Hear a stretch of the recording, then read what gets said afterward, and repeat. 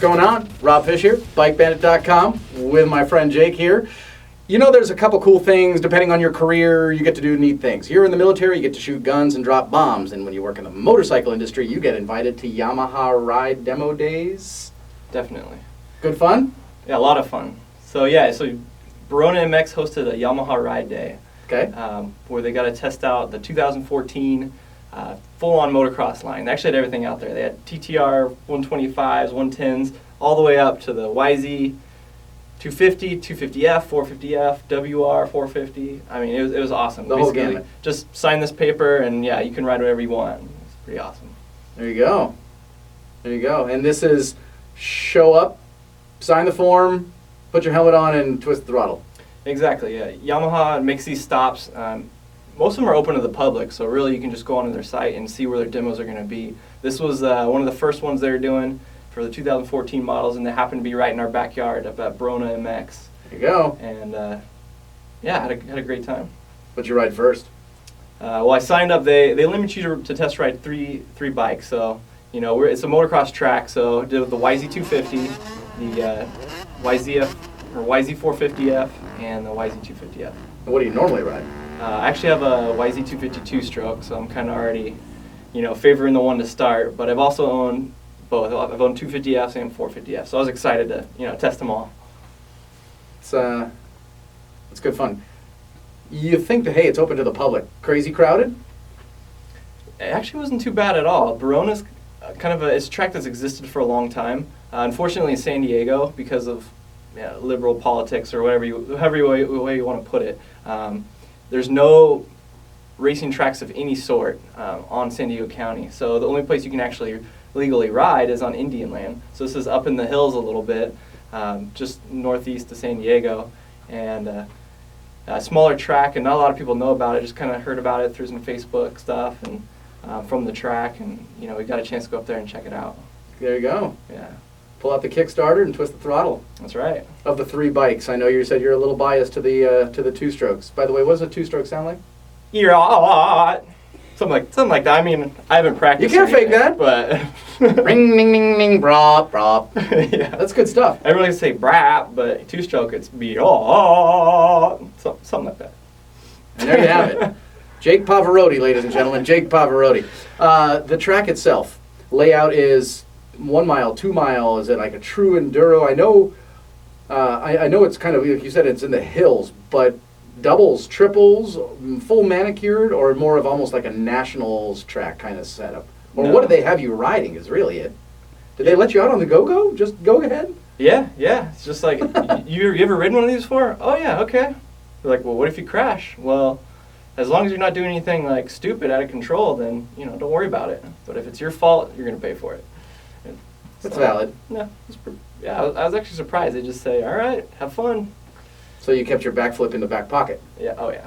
No. There you go. Nice. Hey, I don't know. To me, that's awesome. I mean, in your backyard, in something that you love to do, you kind of get free reign. Be responsible, but have fun.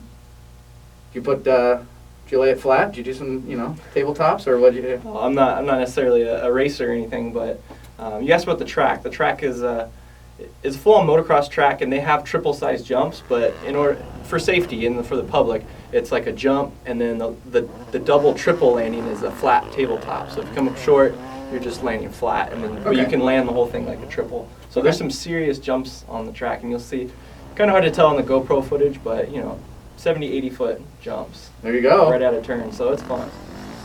Blasting berms. Yeah, big berms. The track's actually built up on a hill, so you get some awesome uphills, downhills, rocks, mud. It's January, and we had like an 80-degree day out there. They had the track all watered and prepped. One of the benefits of living in San Diego. Can't complain. Seriously, right? Yeah. It's January, folks. It's 80 degrees. The air conditioning's on. We're in shorts, actually, behind the podium. Just saying.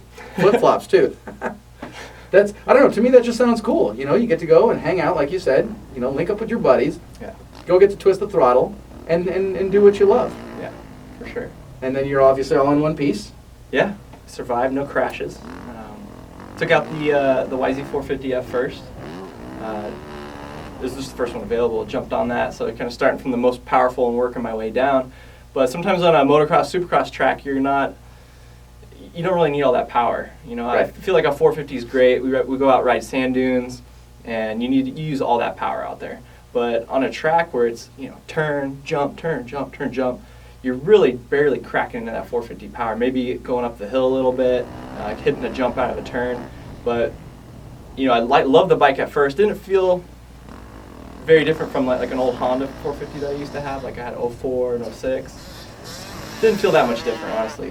But it's fuel injected. It was a great bike, but it still feels heavy compared to my YZ250 that I ride on a daily basis, I guess. And the majority of your riding is track riding? Or you're more of, like you said, you go to the dunes, or what's your... Yeah, my favorite type of riding is probably sand dunes.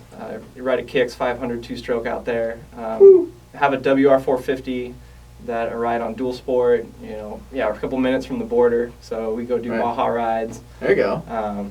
So I mean, if it's rideable, it's off-road, I'm all about it. So There you go. So, but yeah, back to the 450. The 450 was a beast power-wise, but you try to get to the inside lines, and you definitely feel that weight. You know, sometimes you're forced to take the outside line, but you can kind of make up for it with the power. But sometimes you hesitate a little bit diving on the inside line. Okay, so you could essentially write the check, and if the bike didn't cash it, you could actually find the power behind it afterwards to straighten yourself out. Exactly. Where the two strokes were more of a flow thing. Yeah, well, the second bike I rode was the 250F, and it's about the same weight as my YZ250. Okay.